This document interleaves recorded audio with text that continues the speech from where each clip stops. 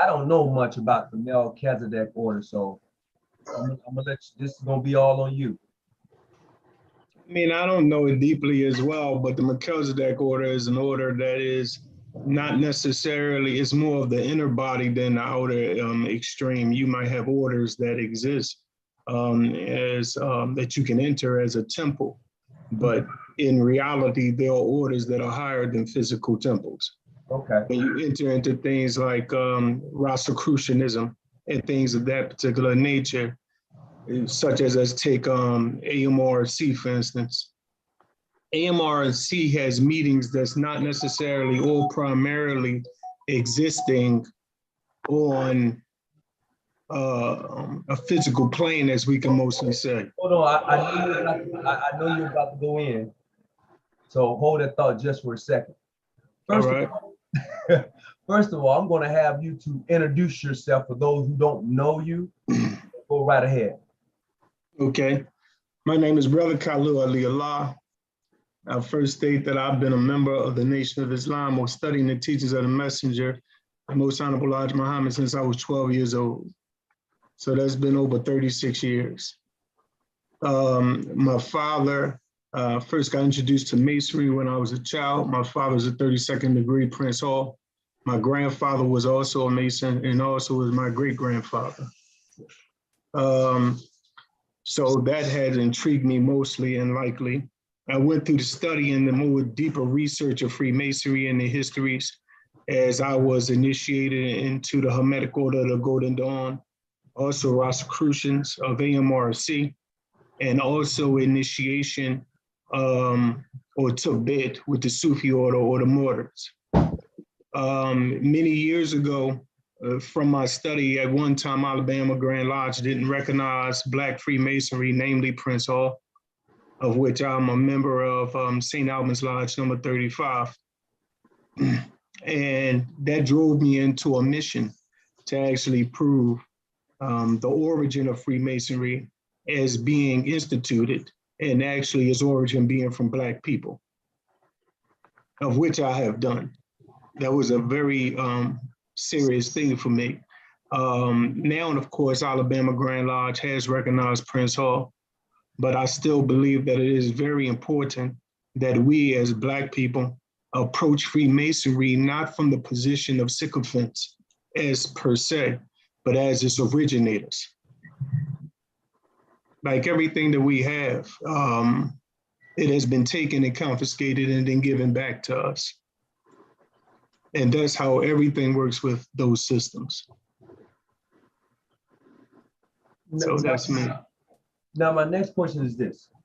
Knowing what you know now and what is perceived to be what we call Freemasonry, how do you approach Masonry now versus your educational background and your study? I consider Freemasonry to be the outer portico. It is an introduction to open up the mind to a more universal approach to truth. But it will be an outer portico or the porch before you even enter into the actual temple. That's what I would consider Masonry to be.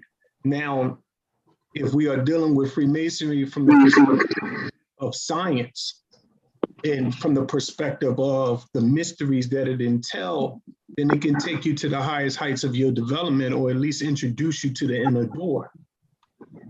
But the way that Masonry has been given presently to the majority of bodies, whether it is Prince Hall, regular, or what they consider irregular, clandestine, it doesn't really matter. The Masonry that is received right now is watered down.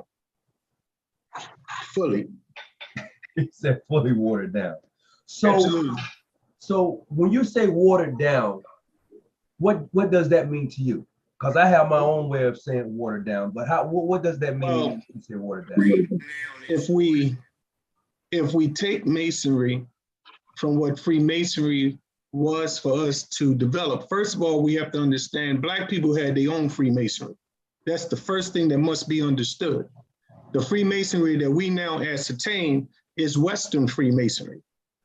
Western Freemasonry and how we are approaching it was given to them from their initiations with us in order to transport a higher type of thinking or intellectual thoughts into the mysteries of man, the universe, God, to the West, which is the Europeans. Even this is also documented within certain Rosicrucian origins, in which they even stated within their own documentation in one of the orders that I think was in Germany, stated that Rosicrucianism is the vehicle in which the mysteries of the Orient and the East is pretty much being introduced to Europe or to the West in a manner for which is acceptable, because they were Christians.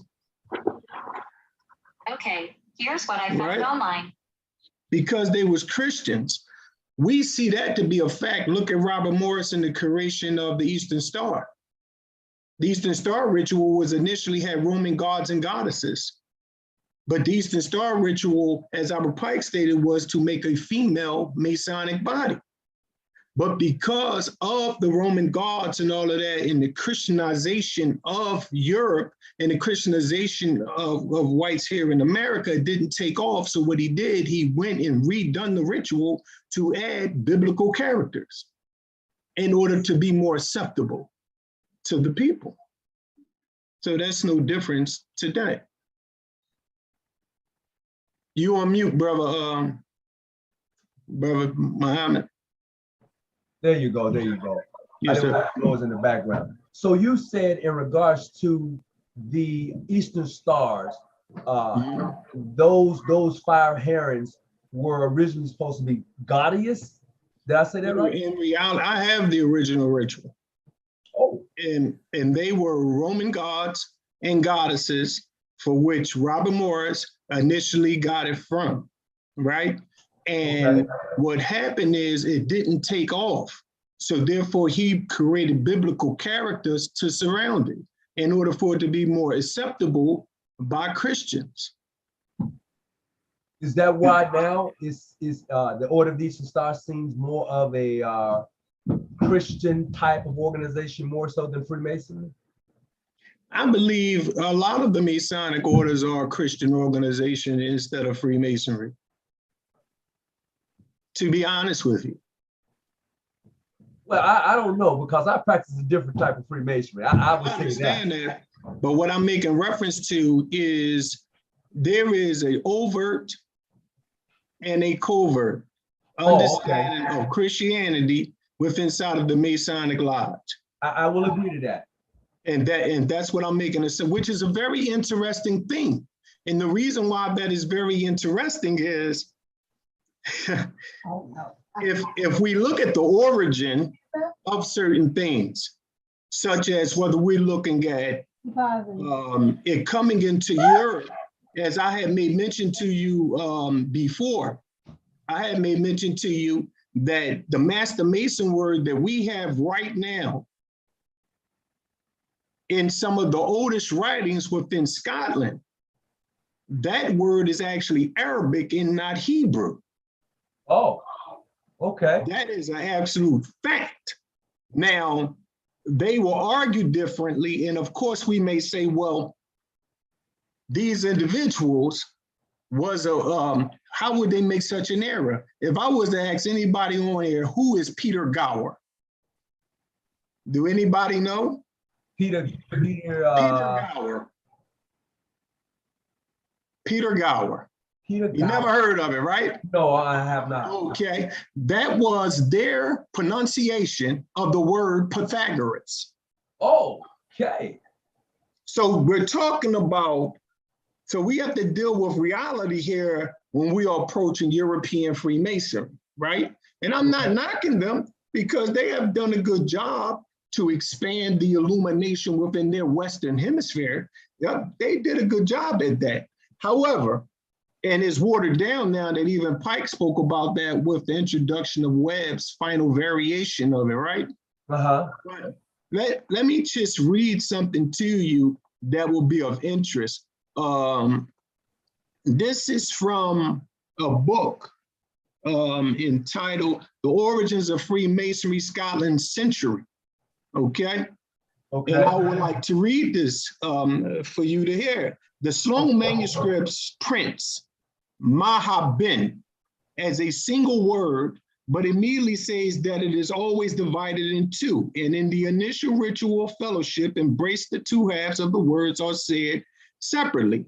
Then it goes on to his discussion to, may it therefore be two words should be sought, referred to as one because the term, the Mason word, always singular. And perhaps always because the fact that the two are one is part of meaning. Simply consulting a dictionary reveals possible. Let me show you how deep this goes. Now look at what he began to say. This word is spelled M-A-H-B-Y-N. Which seem to fit beautifully, containing both references to buildings and to one of the central ideas associated with architecture masonry. Now look at this. Now this is where the error at. He say, Mahal was an Indian word known in England, at least as early as 1623, derived from an Arab word meaning to lodge. It could refer to private apartments. Now, I'm going to show you something of how that is an error, because of where the word actually derives from and its central origin, right? Right. This is in a book called The Magus of Freemasonry, The Mysterious Life of Elias Ashmole by Tobias Churchton. He cites this, which is very important. He says the key word, Mahabin, has been compared to the Arabic and particularly Sufic greeting, Muhabba, that is love. This might make sense of a record from John Slay's A History of the Ancient Parish of Leek. Slay refers to a tradition that a crusader knight who was lord of Budulf returned from the Holy Land in the 12th century to Budulf Moor with Paynim, or Saracens. We must keep in mind that Saracens was a name given to the Moors and to Muslims in particular, who were of a dark hue. He goes on to say, who established themselves there and were the ancestors of the dark-skinned Budulf Moormen who have survived to this day. According to Slay, one tradition maintained the Saracen was a Mason. That is very interesting language that I believe that we should pay attention to. Right. Which shows that when we're looking at that from that perspective, the question is, are we dealing with the root of Christianity within the Freemasonic field, or are we looking at another angle and origin that is being ignored? Because even though Hugh de Payne, who was the originator of the Knight Templars, he was a Black man that was converted over to Christianity, but he had Sufic endeavors or indwelled with Sufism from his grandfather, which was Thabit. He was then financed by his cousin, who was also a Black man, who was a Chaldean, who was converted to Christianity, who will become known as Saint Bernard. But another thing, Hugh de Payne was like the 25th or 26th cousin of Prophet Muhammad, who was a Black man. And this is documented in, I believe, the Islamic origin of Freemasonry, or Hidden History of Islam and Freemasonry, I believe the name of the book. But what I'm saying is that when we approach it, it doesn't matter whether they say the origin of Freemasonry is from Athelstan. Athelstan is the son of King Edward the Elder, who is known as King Edward the Black. Athelstan was a Black man. On his original pictures and the original, even Elder, in his original coin, he was Black, and Athelstan was painted as Black. So this is how we have to approach it. So why do you think a lot of this information has been hidden from us, per se? The same reason why that right now they are in ancient Egypt with the Oriental Department of Chicago, University of Chicago, along with the Arabs, and they're sitting in Egypt, and they are actually using sandpaper and taking the colors out of the pictorial black images for pictorial images, and they are now replacing them with lighter colors. The same reason why they have always done it, to remove us out of history. But let's take, for instance, those who appreciate the mere fact of what's now being discovered and being really put out in everybody's face. Mm-hmm. What do you think about people who are in the order, and yet they refuse to acknowledge where the order originally come from? Well, that's a very simple thing. Why do Black people think that they just originated in slavery? It's the same theory that exists there. Freemasonry at this particular time do not challenge the intellectual or spiritual makeup of its members. It has become, in all cases and purposes, a social club by many.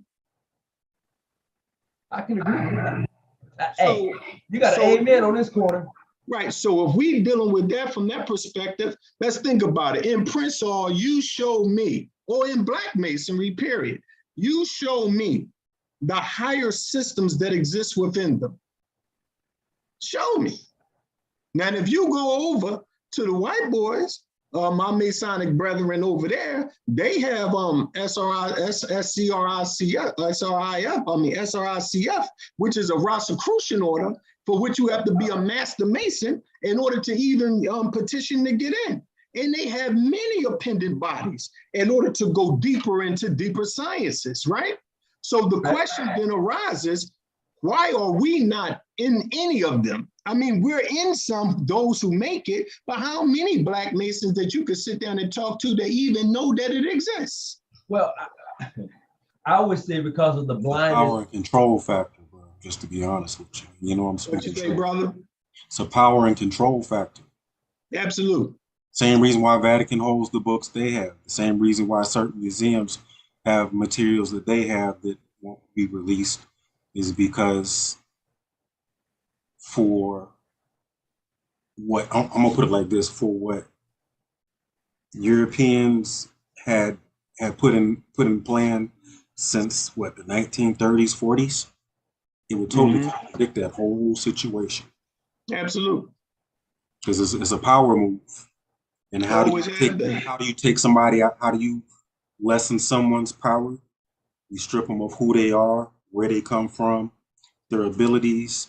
Just like when they put those muzzles on our ancient sisters, on our ancestral sisters, because they were speaking spells against them when they were in slavery. They had to put the muzzles on them to keep them spells from coming out because they knew that power. As long as they can hold us back from our true power, then they can do what they want to do, which is something that we should be seeing real soon. There's a plan in there. If anybody don't know about the King Alfred plan, Code Rex 84, start looking it up, bro, because it's right around the corner. Absolutely. I have a question that was posted in the chat. The question is why do more men not join the Order of the Eastern Star? What is your thoughts? Because that was in the chat, and I'm going to tag on to that. Anybody going to tackle that? Do you want me to respectfully give that answer? Give the answer respectfully. Yes. Because there's nothing there. Interesting. And I'm being respectful. What I'm saying by that is, if you look on the external aspect of it, then it would appear that there's nothing there. But I can see something there. I see the 5-pointed star, for which you still have the star associated with Sirius, is still in existence. You still have Isis still intact. She's still there. So I see those particular things that still exist to it. But I don't think that, like, men don't want to be around a lot of women. I don't think that it's anything beyond that point of reference. You know, if people enter in Masonry for a social club and a predominant reality or whatever they think it may be, I don't necessarily see why those same men would then say, I'm gonna go over to the Order of Eastern Star if they believe that Masonry is everything.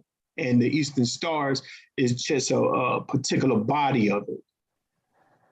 Well, okay. Anybody else before I tag in on that? Yes, yes. This is Brother Liscott in New York. Um, I'm a patron of several years now. When I first came in, shortly after I was introduced to and you could probably say properly initiated into the Eastern Star in a particular way. But knowing my then commander and how intent and insistent he was that we study everything possible, I knew that there was a layer to the Order of the Eastern Star that even the sisters were not teaching, let alone were not aware of. Now, later on, I found a few things that, well, basically blew my mind because I didn't see it was there. But when I found those things, it made perfect sense. I don't know how many patrons are here, so I'm going to be very careful. But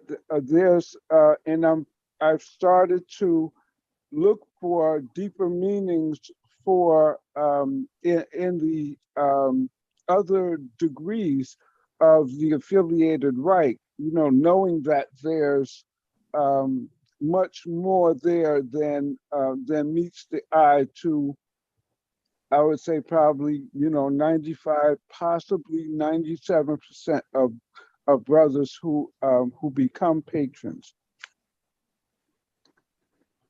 Well, I'm going to add to this. I'm a past patron of different chapters. Yeah. In regards to the Order of the Eastern Star, what I find as a member of the Order of the Eastern Star, I find the compass and squares hidden within the star. I find that those 5 herons that's been taken out of the Bible makes it more so Christian than anything else.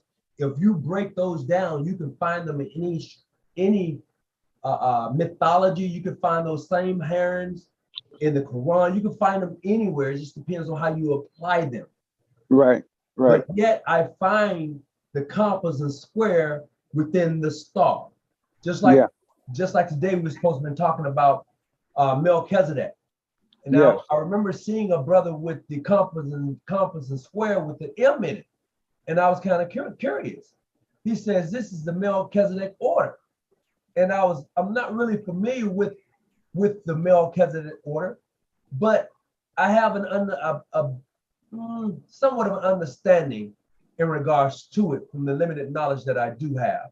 So I find that all of these systems that we have, if applied in practice as you go through the system, they are to enhance your life. They are to build you up. They are to set you on a path of priesthood. Oh yeah, no doubt.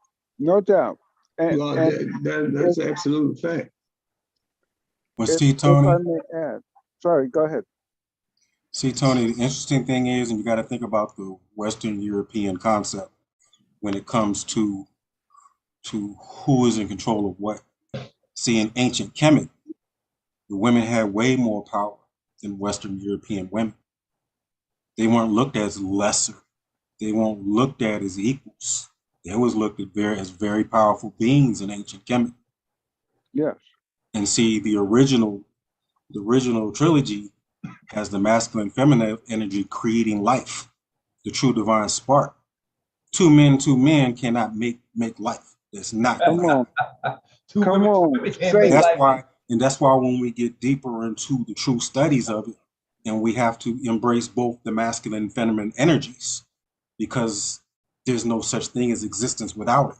But again, power and control those it be, one of the lesser things, as my brother said, water it down to what it's not, because to understand those energies is, again, key to our inner power, our universal power of being.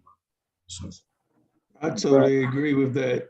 And and in favor of the Eastern Star, I would say that the ancient mysteries are still contained within them. Oh, yes. And what I consider to be the Eastern Stars, I consider them to be priestesses, and I consider Masons to be priests.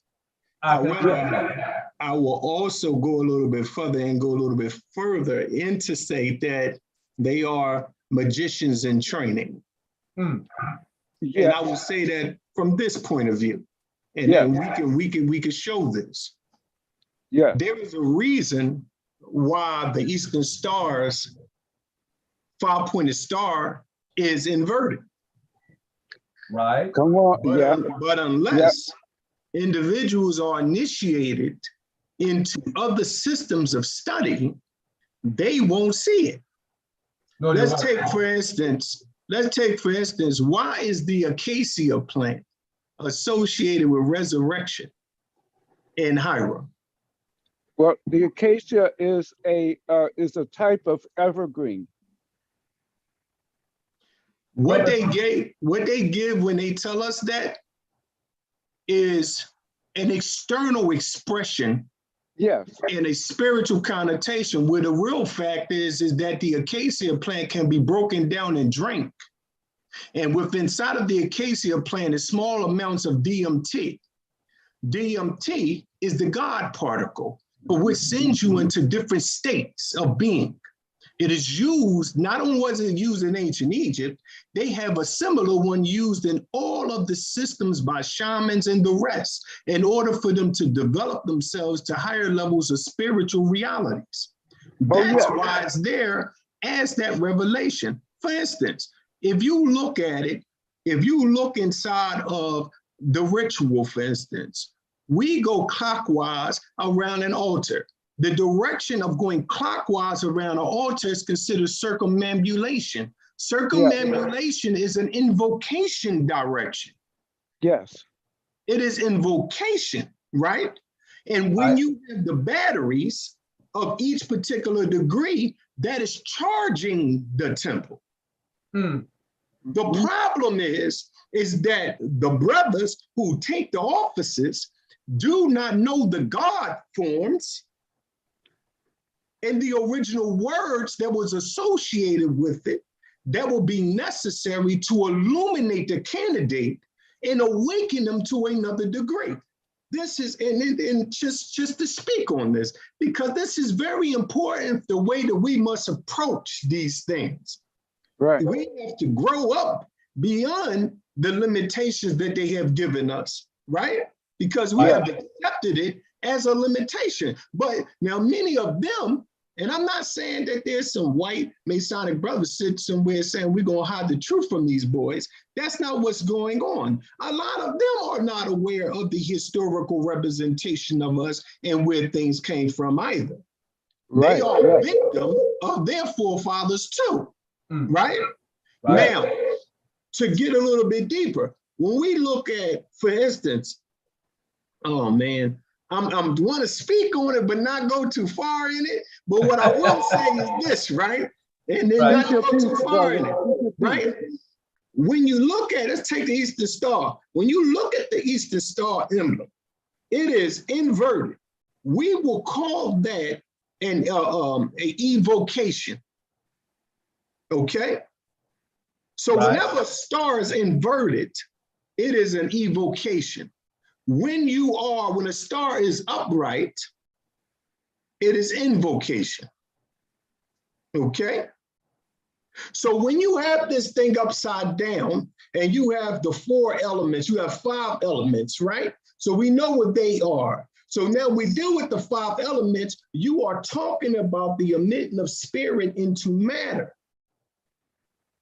This is the ultimate thing behind, it being inverted without going too far. Now, if they knew the deeper science of it, when you have it inverted, which is an evocation, you will then go counterclockwise around the altar in the ritual, which is a banishing direction. There's a science in it.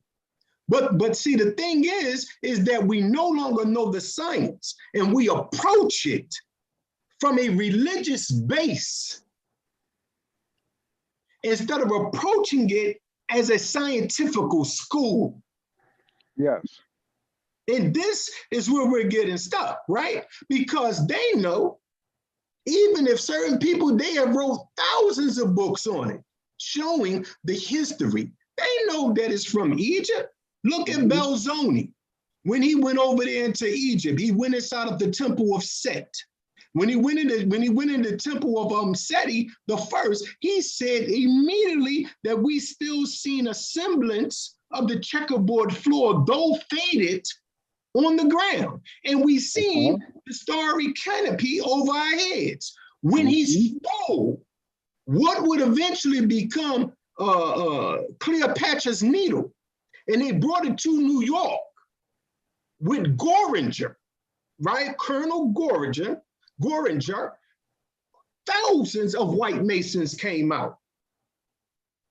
That Grand Master then held a almost hour to 2 hour speech of the bringing in of that obelisk, which was known as the New York obelisk, Cleopatra Needle, right now in Times Square.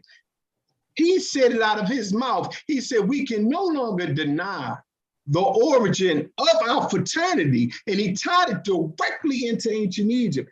And he did this for this particular reason. He said, because of what it was found with. It was sitting on top of a cube, and underneath the edge of the obelisk or cube was found a trowel and a crab shell. He said this is undeniable for them to accept that from that reality. You know? So when we are looking at this history again, we must understand that when it's yours, you have to approach it from a whole different position. You know, this is our system. Yes. Somebody has their hand up. That's King Taurus. I think he was waiting till everybody got what they had to say out the way. But go ahead, brother King Taurus. Yeah, I know we were talking about Melchizedek, and it's so ironic because I've been, studying Melchizedek for about a month now, going down my rabbit hole.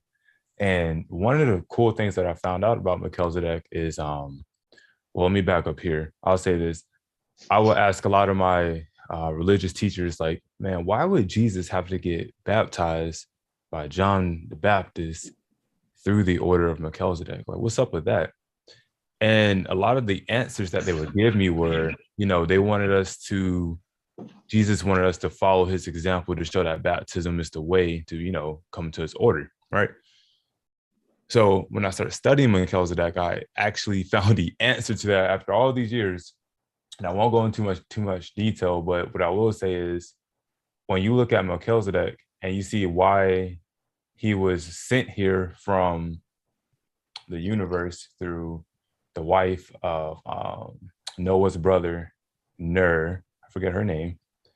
But anyway, he was sent here through her to basically tell the truth about who the actual creator is and why that is hidden from us. And that kind of ties into what we're talking about today, how, certain people hide the truth from us because they know the power that's behind it. And when you study Melchizedek, you'll kind of see why they hide that power, and they kind of give you these random names, and they, mix up the words, the Hebrew words, and saying that, it's unpronounceable or what have you, but really it is, but they don't want you to know that it's pronounceable, so you can never speak it and use the power of the creator. Bro, are you talking about that that God that people think is God, but is really not God, because he's not the universal God, is actually the ruler of this earth that's evil in nature? Nah, not that one. Okay. But it ties into it. I ain't know if you got that deep into it yet, bro, but it's gonna get you there. Keep reading. Nah, it's I know where you're going, And the thing about it is that particular guy is the ruler of 603 or 607 universes, ours included.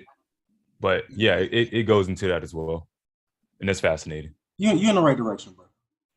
I would like to add, as far as the order of Melchizedek, that it is an actual order. You may have individuals who may create and say that, you know, put an M between their Masonic squares and compasses. That's them just taking on a name. The order of Melchizedek is from Egypt, and it was hidden within their temples and the mystery schools. It must be understood that there are masters that exist. And what I mean by masters, you can give them no other terminology other than gods.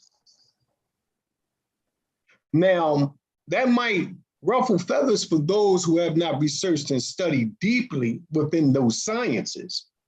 But the order of Melchizedek, Jesus had to be initiated because he had to develop himself. You have to enter into the schools in order to become a master, because it's only in the schools that the secret alchemical development and stages of particular visualization rituals is necessary to gradually open up the divine mind in you. Exactly. This same order of Melchizedek, or Melchizedek, has been known as the green one in Sufic lore. I mean, it has always existed, but it must be understood that there are masters that exist that is beyond the comprehension of many things, that if was spoken of will become unbelievable to many. As I would say, in AMRC, you have an external aspect of school, but their ritual and their visualization techniques are designed to gradually develop your subtle body, which is known in the Golden Dawn as traveling in spiritual vision. To others, at the New Age, as say astral travel, but it's to open it up. Then you reach a stage within them after communion with the cosmic consciousness. You start to leave and enter a form where the meetings is no longer on this plane, but the meetings is sitting before the imperator on the inner planes. And when you go there, you'll see people from all around the world. Now, this is unbelievable to those who have not done it, who have not took the discipline to ascertain that, to enter into those degrees in them stages. But it must be understood that they do exist. Masonry can lead to that, but it really depends on the student. It's never that Masonry fails anyone. We fail Masonry by not studying and applying ourselves to perfect the system. Well, bro, I'm not going to really say it's failing Masonry, because technically it's failing yourself. Absolutely. Because like I said, there's a mindset. We call it a matrix mindset that people are caught up in. And if they can only get outside the box and realize who they are, it's just like if you take a field that's constantly cut, constantly maintained, doesn't grow to its full potential. But if you leave it alone and let it grow in its natural state and not in a controlled state, you don't know what you're going to get that's going to grow from out of that field. Same thing with the individual, because they're in a controlled state. Absolutely.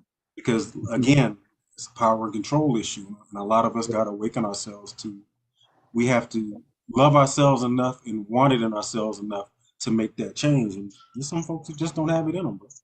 Yeah.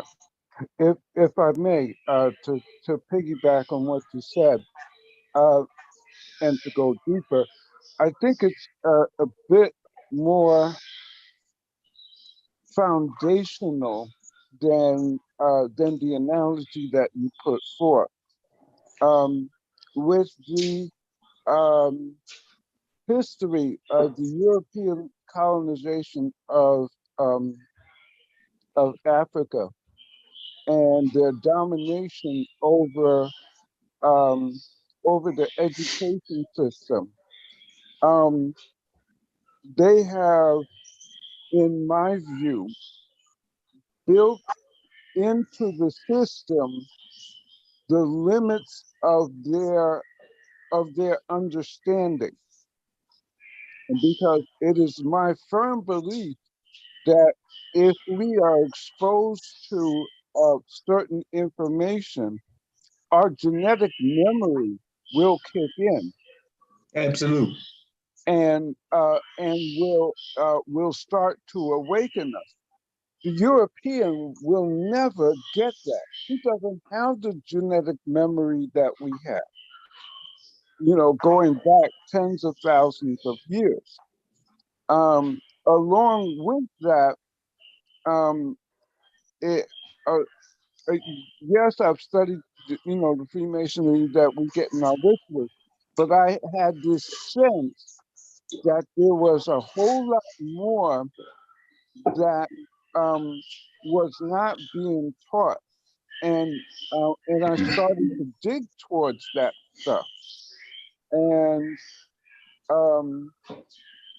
I'll say, for going back to the Eastern Star for a moment, right?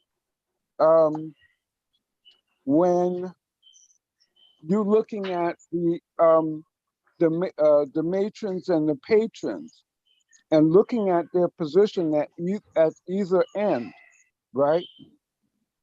If you'll notice that their position at either end is reversed. And I always wondered, well, why is that? And it seems to me, this is what I've found so far, it seems to me that the matrons and the patrons are the embodiment of the Ida and the Pingala as it runs through the body, which are two nerves that run through the body, and they do switch sides at a point in the body as they go through from one end to the other. Absolutely. I see that, brother Messiah. What you have to add to that? Oh yeah, peace, man, master. Yeah, I just want to camelback off of some of the things I heard brother Khalil say. You definitely hit on some really interesting and great points that I feel is necessary that all Masons should be aware of. We've been using Masonry. First of all, I'm a Grand Junior Deacon of King of Kings, most worshipful Grand Lodge. I'm a worshipful master of Tall Cedar Lodge, and I'm also a Saeed Day in the ancient Free Moorish Rite dual jurisdiction. Now, a lot of things that brother said, alludes to what we deal with in the ancient Free Moorish Rite. We don't use the ancient Free Moorish Rite as a social order, as a social club. And, the visionary for the ancient Free Moorish Rite, he even went through 33 degrees. This is a man that sat in monk school for 10 years. And, he envisioned on resurrecting that which was ours in the first place. And, this is what we gave to them. So when you reflect on, the things in the ancient Free Moorish Rite, it's more focused on spirituality.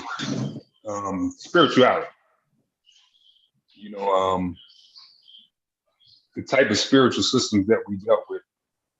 And, even a lot of it you can see in, Masonic work and the Orthodox lodges, what we call now the Orthodox lodges or traditional lodge. A lot of these things exist within there too, but it's not taught.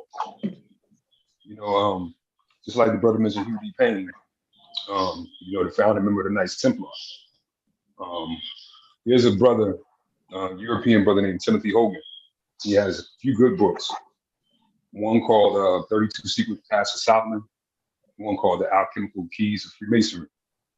And he breaks down the metaphysical aspect of why we step the way we step, why we circumnavigate, why we press the way we press, the certain words that we get. You know, he breaks all of these things down from an alchemical perspective. And this same guy, I'm sitting here watching him on YouTube one day, and you know, he stated, this European stated, he's a UD Payne, who's of a Moorish descent. Absolutely. He dealt with Sufic mysticism. Now, this is the founding member of the Knights Templar. Remember, the Knights Templar this is the root of Freemasonry. When you really study the history of Freemasonry, and their grandmaster having been slave. Now, I don't want to take up too much time on the call. I just wanted to, count back and just add some things in. Brother Khalil, we got to get you into the ancient Moors right. We need you.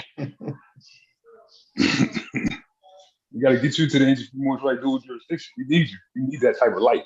You know, that's the type of light that we come with. It's the type of light that we try to bring into the traditional craft as well. That's my piece, brother.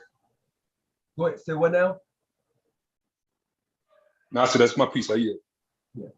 So the embodiment of Freemasonry, as we know it today, we can clearly see the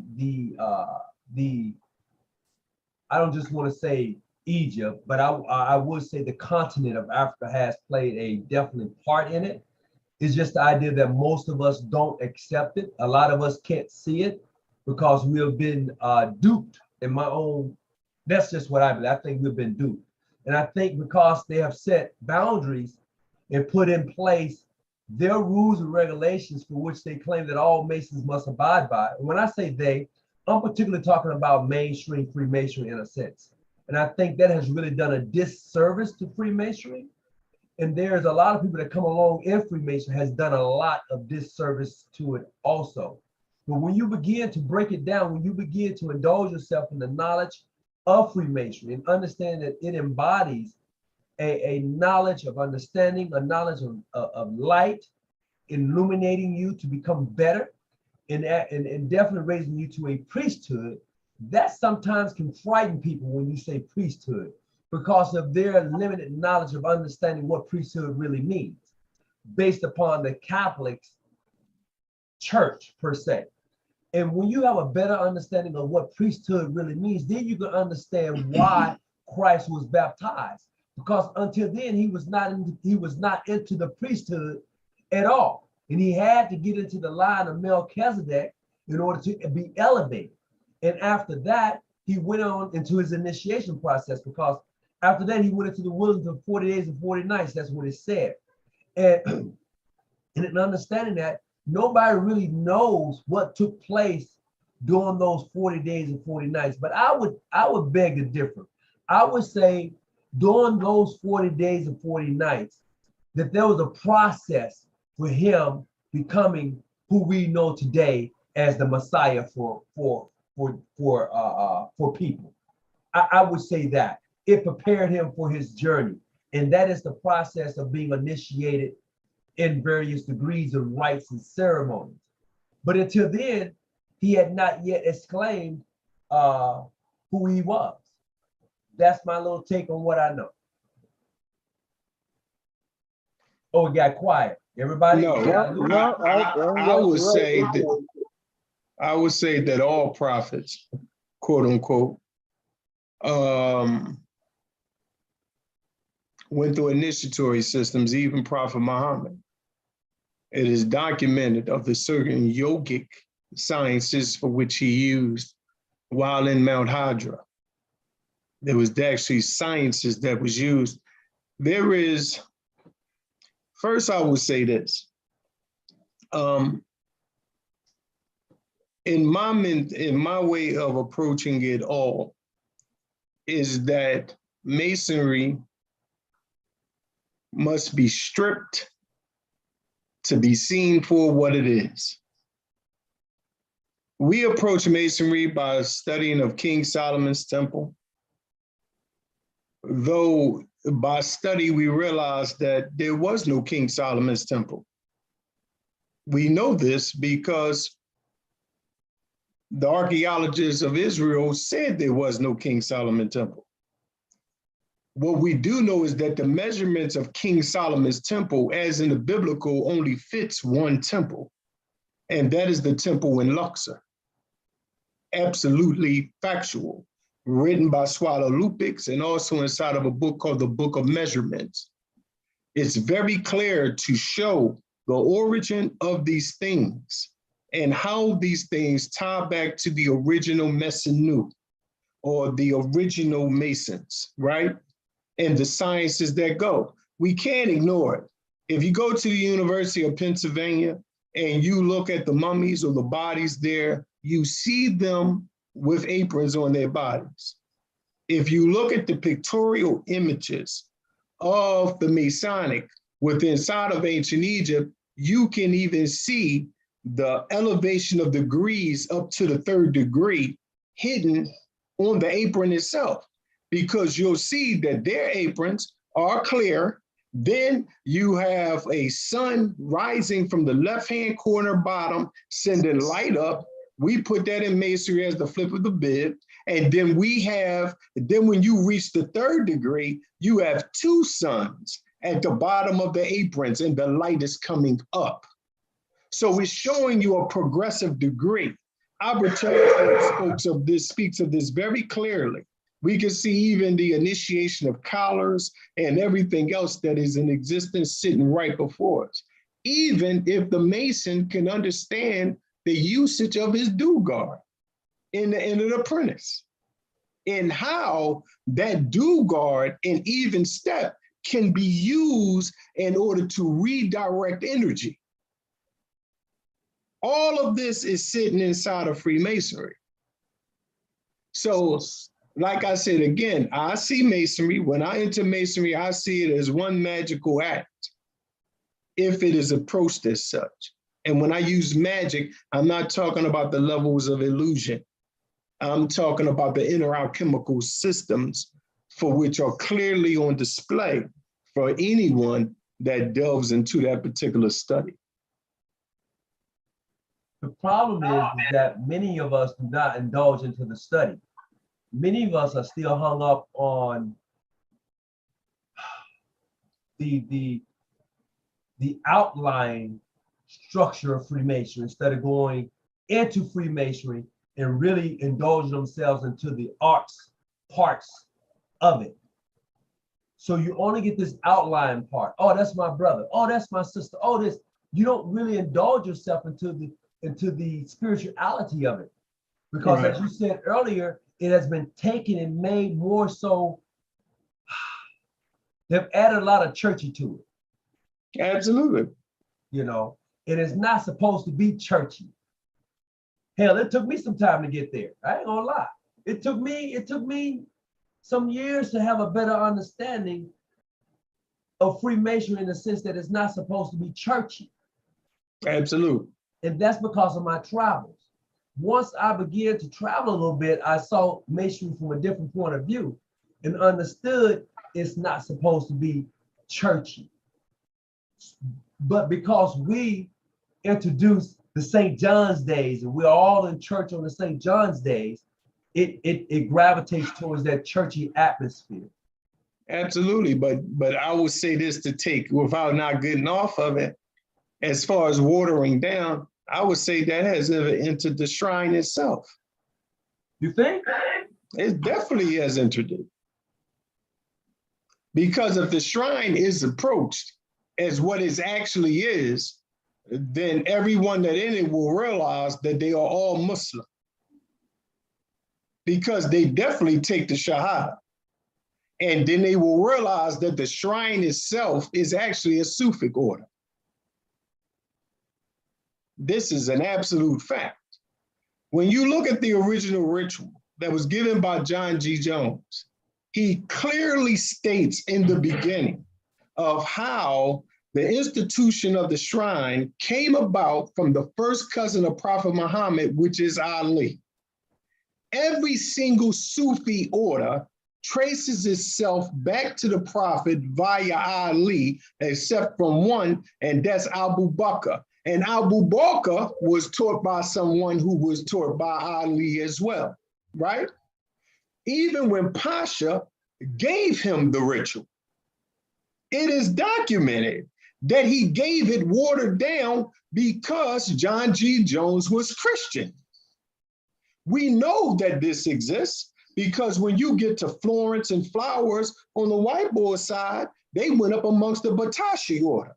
When they went amongst the Batashi order, who are Masonic, quote unquote, a Sufic order, you know, they said they was able to get the exoteric understanding of the ritual of the shrine. They said, but we was able to get the esoteric understanding of the shrine when they entered into Egypt and they got it from an initiate of the West. The initiate of the West was a boy by the name of Russell, who was a high level individual in the Theosophical Society. He just so happened to have been initiated into the order of Druze in Egypt. And because of his initiation, he was able to give them the esoteric or inner meaning of the shrine. The shrine itself was really only designed for high initiates of the Islamic faith. It was watered down and given to a Christian. This is historically factual when we study the origin of the order of nobles and what their purpose was truly for. Like right now, the original ritual is in Syria. Right now. And it was the order of nobles. And when we study the history of them and what was their purpose and what they was to defend, then we get a deeper understanding. Why else would that not be? You had that brother, I think, Abdul Suleiman that came here. And he put an ad inside of the paper. And he said, you know, I come here pretty much to give the Black Freemasons or Shriners here the charter. He said, but they will have to turn Muslim. So when he approached the Grand Potentate, who was the head of Washington, D.C., he told him, listen, you're going to have to become Muslim. He declined because he was Christian. They then took his particular charter and they gave it to the Secretary of State. His charter was written in all Arabic with 4 camels on the corners. Now the black boys turned him down, but the white boys threw him a parade. So we have to understand what we are truly dealing with. So even the shrine make a mockery of the original system and what it was designed to be. This is a fact. And that's why the Most Honorable Elijah Muhammad speak of it in his answer to lesson number 1, question number 9. That's why it's there. I'm going to say this. Being a noble, in my earlier stages of Freemasonry, I would definitely say, yeah, okay. But knowing what I know now and how and what we practice where I'm at, it's different, because we basically say once you do this, you are practicing Islam when you become a Shriner. Now the ritual, I'll have to go offline and actually go a little bit further, but I would say that. I'll leave that where it's at.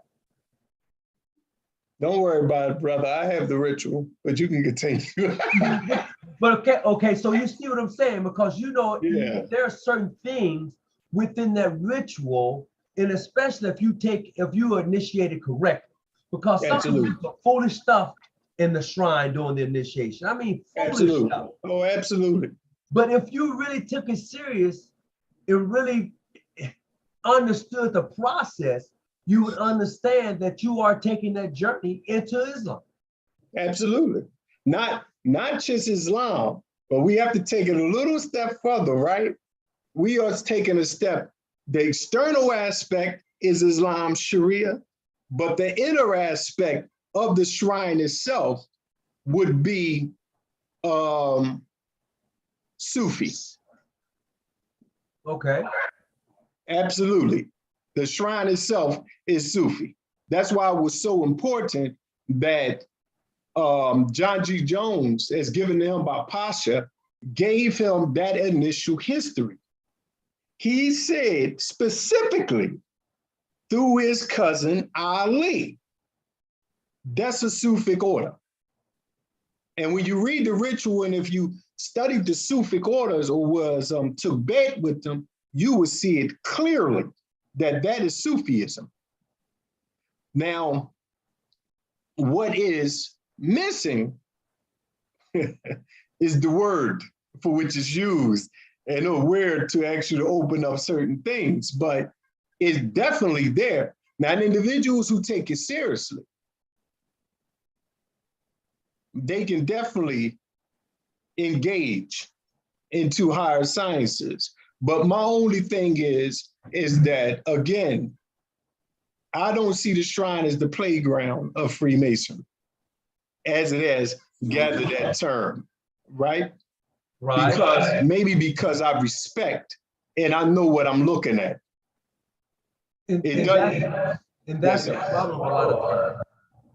People don't know what they're looking at. Right. And when you don't know what you're looking at, this is what you're going to do. You're going to take that what you don't know, and you're going to make it playful because you think it's supposed to be playful, and it's not. Absolutely. It absolutely is not. So, one of my desires is I started writing. So I'm actually writing all of this and going into the history and the different sciences to show certain truths and even to break down the ritual of the shrine and what is hidden in it, right?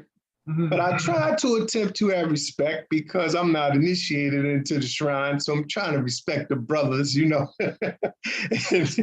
go in and let the brothers do what they do. You know what I mean? So I may, out of respect, into the shrine, well, I would tell you what, give respect to it.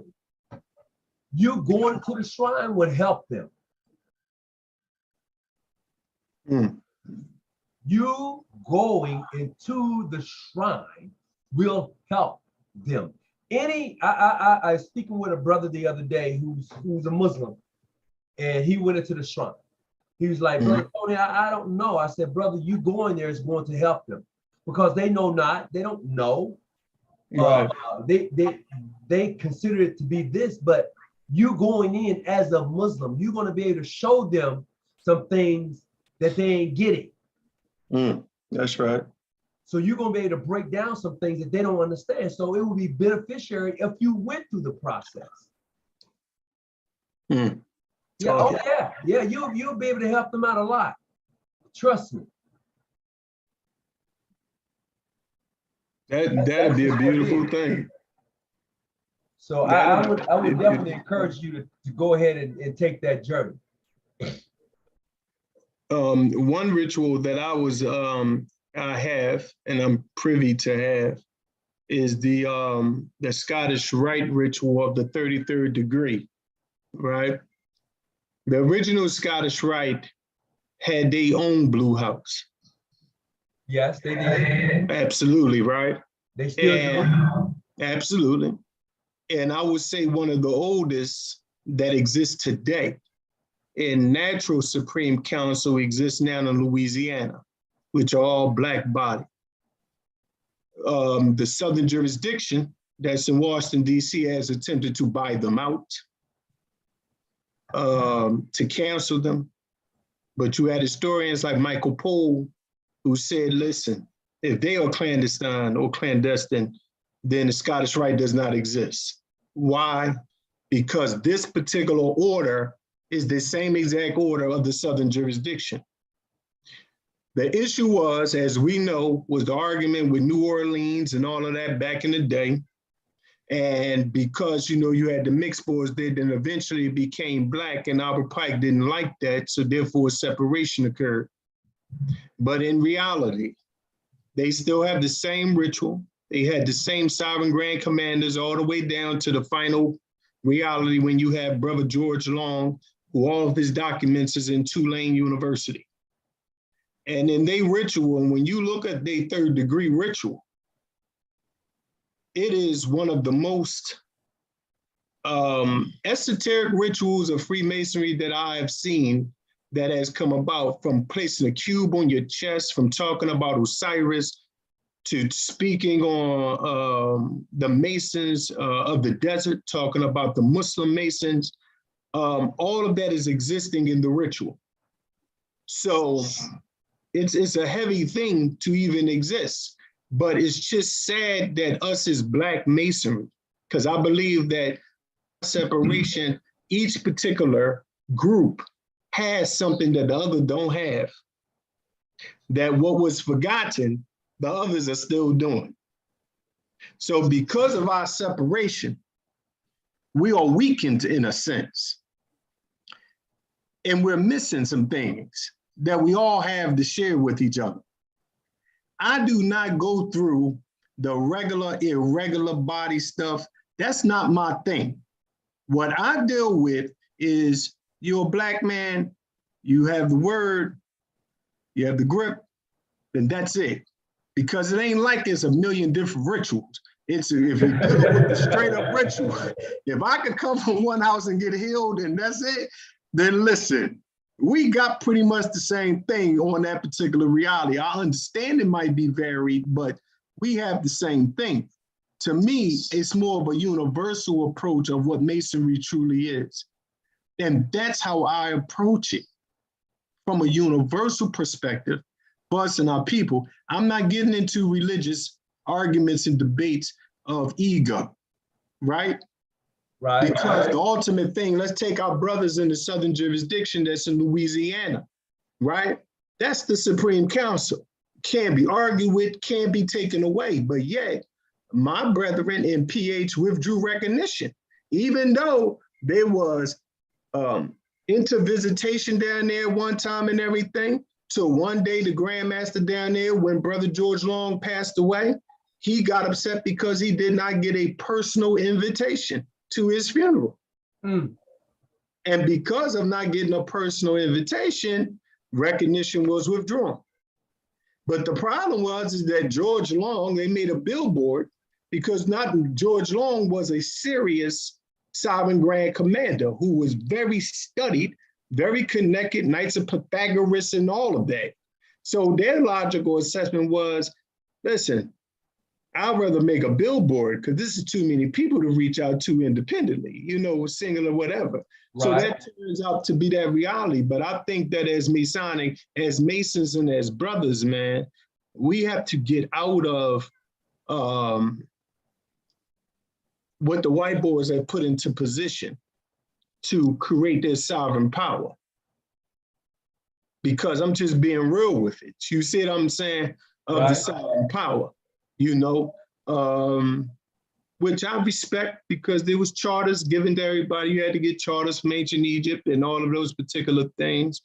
But I just think that it's very important that us as Black people must find a way to unify our orders. That will give us more power, more reach, more, more accessibility into knowledge. I think all of that is very important. Well, I tell you what, I have an answer for that, but this is not, I'm gonna have to come back on and really tackle that one, because I actually have an answer for it. But I will give you the other side of that. Those who are in leadership are terrified. I can agree with that. I have an answer, but those who are in leadership are terrified.